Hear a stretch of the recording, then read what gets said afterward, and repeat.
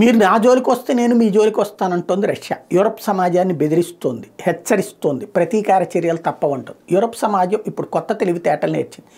వాళ్ళ దగ్గర ఈ మధ్యకాలంలో సంపాదన తగ్గిపోయింది, వ్యాపారాలు తగ్గిపోయినాయి, పరిశ్రమలు తగ్గిపోయినాయి, ఉద్యోగం తగ్గిపోయింది, ఉపాధి తగ్గిపోయింది.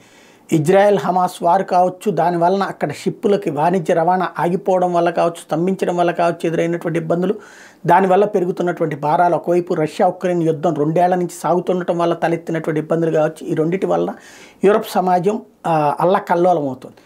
దాంతో ఉక్రెయిన్కి ఇప్పుడు ఆయుధాలకి వీటికి డబ్బులు తక్కువగా ఉన్నాయి. దాన్ని కవర్ చేసుకోవడానికి రష్యా మీద ఆంక్షలు పెట్టేప్పుడు రష్యా నుండి స్వాధీనం చేసుకున్నటువంటి ప్రైవేట్ ఆస్తులు అనేక ఉన్నాయి కదంటే, రష్యన్ వ్యాపారస్తులు, కోటీశ్వర్లు ఇతర దేశాల్లో ఎక్కడైతే వ్యాపారాలు చేశారో వాళ్ళ వ్యాపారాలను స్తంభింపజేసి ఆయా ఆస్తుల్ని స్వాధీనం చేసుకున్నారు కదా, ఆయా ఆస్తులు వేలం వేసి ఆ డబ్బుల్ని తీసుకెళ్ళి ఇక్కడ ఉక్రెయిన్కి ఇవ్వాలి అన్నటువంటిది నిర్ణయించుకున్నారు. దాంతో రష్యా తీవ్ర ఆగ్రహం వ్యక్తం చేసింది. మీరు అదే పని చేస్తే రష్యా నేతృత్వంలో లేదా రష్యా మిత్ర దేశాల దగ్గర ఉన్నటువంటి మీ వాళ్ళ ఆస్తుల్ని సేమ్ చేస్తాం అన్నది హెచ్చరిక జారీ చేస్తుంది. అంటే ఇప్పుడు రష్యాలో అమెరికాకి సంబంధించిన వాళ్ళు, యూరప్ దేశాలకు సంబంధించిన వాళ్ళు ఇంతకుముందు పెట్టుబడులు పెట్టారు.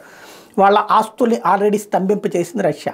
అవి కూడా ఇప్పుడు అమ్మేసి వేలం వేసి మేము కూడా ఇక్కడ వాడుకుంటాం అని చెప్పడం ప్రారంభించింది. తద్వారా అమెరికా, యూరప్ దేశాలు, రష్యా మధ్యన మాటల యుద్ధం చేతల యుద్ధానికి దారితీస్తోంది.